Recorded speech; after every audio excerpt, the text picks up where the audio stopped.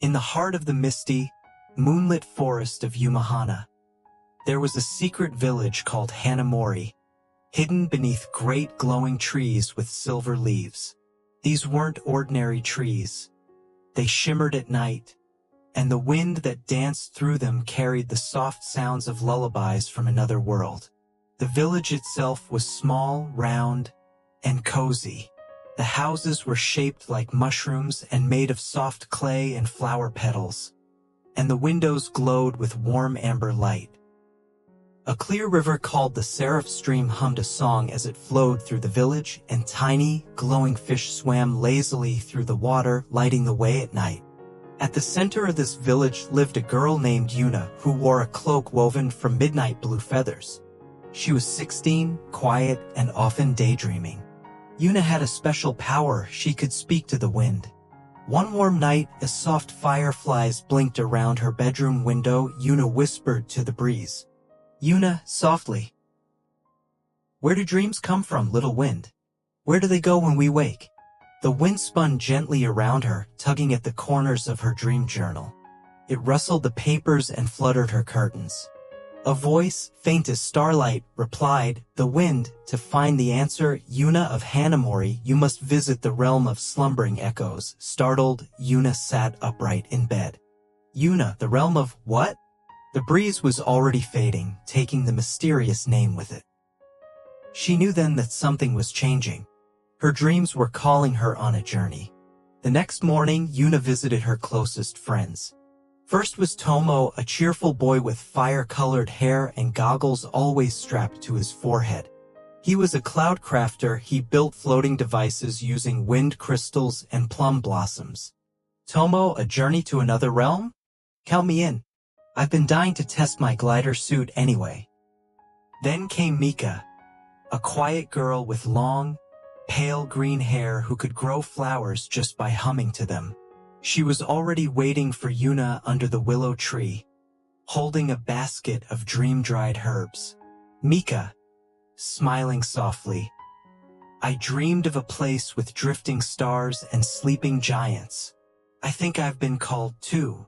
Lastly, they visited Master Kori, an ancient talking owl who had lived in the Dream Tree Library for over 100 years. His feathers shimmered like falling snow, and he wore tiny glasses at the end of his beak. Kori, in a slow, thoughtful tone, "The realm of slumbering echoes. It lies far beyond the ninefold meadows, past the clockwork bloom and over the whispering dunes. But beware, children, the dream world changes with every heartbeat." "Tomo, sounds like fun. Mika, or a trap?" Yuna, smiling, "Or both." With a compass made from an owl's tear, a lantern filled with moonlight, and a cloak sewn with sleeping petals, they prepared for their journey. The entire village came to see them off. Even Chef Tsuba, the huge panda who ran the bakery, gave them star-shaped pastries for the road. "Tsuba, they're made with dream sugar. Eat one when the night feels too heavy." As they stepped into the silvery woods beyond the village, the leaves above whispered softly, "They go now, the dream-bound three, to seek what slumbers in infinity." Hours turned into days as they crossed through the enchanted fields of Muraim, where gravity floated in bubbles, and sheep with butterfly wings grazed in the sky. There they met Aloe and Bubo, a pair of traveling performers. Aloe was a bard whose lute played songs without strings, and Bubo, a large frog wearing a top hat, juggled stars for fun. "Aloe, you're looking for the slumbering echoes? We can guide you through the lullaby bubbles, but only if you win our sleepy game." "Tomo, what's the sleepy game?" Bubo, croaking proudly, "It's simple. Whoever can stay awake the longest while listening to our lullabies wins." It was a strange, giggly contest. Mika lasted the longest, but even she nodded off while Aloe's lute hummed a note so soft it tickled her dreams. Yuna, yawning, "Okay, you win." Bubo, smiling, then your next path shall open." When they awoke, a silver pathway had formed in the sky, leading to the next realm. The floating sheep bowed them farewell, and the stars clapped softly with tiny bursts of light. The sky path carried the trio onward, gliding like a ribbon across the clouds until they reached the edge of a magnificent garden. The clockwork bloom. The air buzzed softly with the hum of unseen gears, and the flowers here, they ticked. The garden bloomed in perfect rhythm. Enormous lotus flowers spun like wind-up music boxes, while vines curled in symmetrical patterns, pulsing in time with the sound of a distant heartbeat. The soil sparkled with motes of golden dust, and every plant had mechanical veins of copper and rose gold. Waiting at the gate was a tall boy with silver eyes and gears running through his auburn hair. He wore an apron covered in soot and metal petals. His name was Kale, the dreamsmith's apprentice. "Kale, you seek the realm of slumbering echoes? You'll need a dream key. Only my master can craft one. But first, you must pass the trial of sleeping memory." "Tomo, why does everything come with a test in this world?" "Mika, softly, dreams must be earned." Kale led them past glowing mechanical trees that ticked like clocks and fountains that rained upside down. At the center was a small workshop made entirely of glass and ivy, and inside stood a regal woman dressed in a gown made of stardust and copper wires. Her face was warm and ageless. This was Mistress Stallion, the dreamsmith. "Mistress Stallion, in a voice like velvet, I forged the keys to dreams. But to pass through, you must face a part of yourself you've long forgotten." She raised her hand, and mist poured from the workshop floor, forming mirrors of light. Each mirror showed a different memory, a sleeping version of themselves. Yuna saw herself as a child clutching her mother's hand under the moon trees before her parents vanished in a storm. Tomo saw himself tinkering with broken toys in a lonely attic. Mika watched herself humming to a dying flower, trying to save it with tears. Yuna quietly, "These are the moments we never speak of. Mistress Stallion, you must enter the mirrors and heal the memory that slumbers." Each entered their mirror. Milky Way, Yuna's trial. The vanishing storm inside her mirror. Yuna stood in a silver forest lit only by starlight. Her younger self stood ahead, looking up as clouds rolled in and wind howled. Young Yuna, why didn't they come back? Yuna, kneeling beside her. They were lost, but they loved us. That love never left. It became the wind that guides us. The storm slowed. The sky opened. A memory bird, made of feathers and moonlight, landed on her shoulder. She was ready to move on. Wrench Tomo's trial. The clock tower attic. Tomo's mirror brought him to an attic full of broken wind-up birds and torn blueprints. Young Tomo, no one wanted my inventions. Tomo, laughing gently, I did. You made things fly even when you felt stuck. He picked up a tiny clockwork sparrow and wounded it. It sprang to life, chirping softly. Tomo, you just needed someone to believe in you. Herb Mika's trial. The fading bloom. Mika found herself in a garden gone gray. The flower in front of her was wilting despite her songs. Young Mika crying, it's dying and I can't stop it. Mika, placing a hand on her shoulder, some things fade, little one. But even wilted petals feed the soil for new blooms. She gently let the flower return to the ground. In its place, a glowing vine began to grow. All three emerged from their trials stronger. Mistress Stallion smiled and pressed 3 small keys into their hands, shaped like musical notes. Mistress Stallion, these will open the next dream. But beware, beyond the dunes, dreams become wild. The garden faded behind them as the world shifted again. The next realm was a vast, whispering desert under a lavender sky. The sand was soft and cool, and shimmered like powdered stars. But this desert was alive, Winds carried whispers that echoed from dreams long past. The trio wandered until they found a caravan of dream travelers. Captain Quila, a stern woman riding a beetle the size of a wagon. Nim, a sleepy boy whose pet dust bunny was bigger than his head.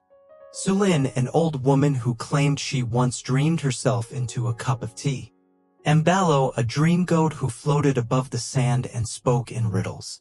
Captain Quila, the dunes are endless if you don't listen carefully. Dreams here loop. They trap you. Ballo the goat, humming, to find what's real, forget what is. To move ahead, remember bliss. The group camped under a sky of shifting moons. That night, they each dreamed the same thing, a soft bell ringing across a sea of stars calling them. Nim, the bell of the sleeper. It means we're close. But the dunes fought back. The next day, sandstorms whispered lies. Visions danced before their eyes, loved ones calling them home, paths that didn't exist. Yuna closed her eyes and remembered the wind's voice. Yuna, whispering, to move ahead, remember bliss. She thought of the village. The way the moon trees sang. Her friends beside her. That thought grounded her. The storm cleared. Before them stood a staircase of glass, leading upward into the clouds. The staircase of glass spiraled upward through soft clouds and pulsing moonlight suspended in nothingness. Each step hummed beneath their feet, vibrating with the sound of dreams long forgotten. Higher and higher they climbed until they emerged into an endless sky filled with drifting bells floating lazily like jellyfish. At the center of this sea of stillness floated a single, massive structure shaped like a sleeping eye. It was called the Gate of Echoes, and it pulsed gently in the rhythm of sleep. A gentle bell sound rang in the distance, the sleeper's bell, resonating like a heartbeat. Waiting beside the gate was a trio of dream guardians. Their presence as soft as mist, yet ancient and powerful. Saran, a woman woven from falling rain, her voice a melody. Kuru, a lion-like creature with a mane of stars and eyes like mirrors. The Quiet One, a small, childlike figure wrapped in blankets, never speaking, but whose silence made the air feel still. Saran, smiling sadly. Only those who carry the weight of memory and the light of dreams may pass through this gate. Kuru. To proceed, you must give something up, something that anchors you to waking. Yuna's heart trembled. Yuna, like what? The Quiet One held up a mirror. In it, Yuna saw her dream journal, the one she'd written in every night since she was a child. Kuru, it has guided you, but it must now remain behind so that you may dream new dreams. Mika, touching her seed satchel, even flowers must let go of their seeds. Tomo, removing his goggles, goodbye, old friend. Time to see the world with new eyes. Together, they placed their treasured items before the gate. The gate shimmered, then slowly opened with a gentle hum, revealing the realm beyond. A glowing, drifting world where islands floated in the sky and the air smelled like old lullabies and memory. Saran, bowing, go now. The dreaming realm awaits. The realm was unlike anything they had seen. Islands shaped like hearts and hourglasses drifted lazily through oceans of mist.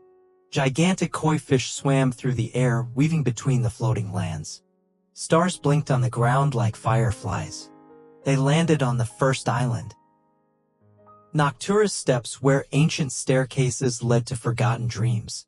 Here, they met a peculiar being named Tilda, the archivist of lullabies. She was part woman, part moth, with massive wings dusted in sleepy silver. Tilda, gently, welcome to the archive. Every dream, every whisper, every child's sleepy breath is recorded here. Rows upon rows of glowing books hovered in the air. Yuna opened one and heard a baby's giggle. Another held the sound of a lullaby sung to the stars. Mika. Awe in her voice. This place, it remembers everything. Tilda fluttered ahead. Tilda. The echo you seek lies deeper still. Beyond the dream spire. They crossed into the dream spire. a towering crystal tree that grew upward without end, spiraling with voices. At its peak rested a cradle woven from moonbeams. Inside it lay a sleeping girl, surrounded by glowing petals. Her breath pulsed with power. Tomo, eyes wide. She's the echo? Tilda. She is what dreams become when they are forgotten. She is all who once dared to dream and fell asleep waiting.